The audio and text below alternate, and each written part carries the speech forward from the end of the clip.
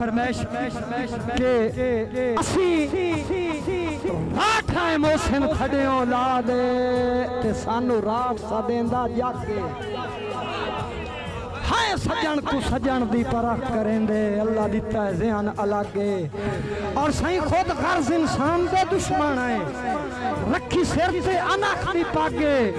साडी बाह खलीए पूरे ताल दे विच बंदा कोई ता आखे ठागे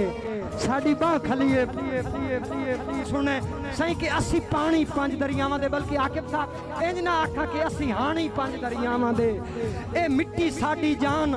लहू रोड़ के इस दी आन तू असा रखिया इस दा मान असी वासी पाकिस्तान दे साडी कलमा है पहचान असा मंगते हां दरबारां दे इन वली साडे निगरान साडा लाहौरे नगरी दाता दी साडा पीरीपुर मुल्तान जैनू बाऊ खलकत आखदी ओ आरफां दा सुल्तान बिस्मिल्लाह बिस्मिल्लाह जी बुल्ला लाड़ा शहर कसूर दा दराज राणा बुल्ला लाड़ा शहर कसूर दा मेरी उस तू जिंद कुर्बान ओ झुकिया शाह अनायत नू ते वध गई उस दी शान असी मानी पीर फरीद दे जैनू झुकदा कुल जहान असी मानी पीर फरीद दे जैनू झुकदा कुल जहान जैते बूहों कमले खुलदे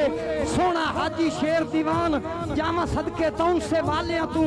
नाले जीवन पीर पठान जावा सदके तौन से वालियां तू नाले जीवन पीर पठान जेड़ा देंदा है बचड़े मावां नू ओ मामू पीर जवान असी नौकर यार कसूरियां दे साडे राह पर हाथी बाण नहीं इसका मोहसिन कर सकदे बद नजरे नुकसान इस्लाम कुफर ते गालिब रासी नबी पाक दा ए फरमान नबी पाक दा ए फरमान मेहरबानी जी अल्लाह सलामत रखे सही इन्हें ताड़ी मारो भला जे शेर सुनना तां जी अगले शहर में सुनना शेर सुनाएंगे बिस्मिल्लाह जी सही उस्ताद आंदे अंदर बंदा गैरतमंद भावे दुश्मन होवे ओदी कदर करीवे हक बनदा है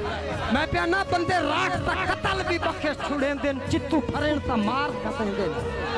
बिस्मिल्लाह चित्तू फरेण ता मार छुड़ेंदे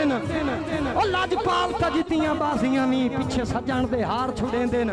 आमिर साकी जेड़े मोहसिन अकल दा ना होवेन सच कूड़ नितार छुड़ेंदे ओ नहीं जानदा सरफा कतन करेंदे सिर पग तू बाहर छुड़ेंदे